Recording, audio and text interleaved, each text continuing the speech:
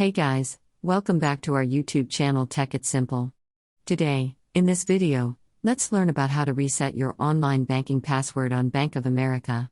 So, let's get started. At first, let's get into any browser and search for Bank of America. Click on this first website over here. Now, enter your user ID and enter the password. If you do not remember your password and want to reset it, click on Forgot ID/password over here. Now, we need to enter our account number or the card number.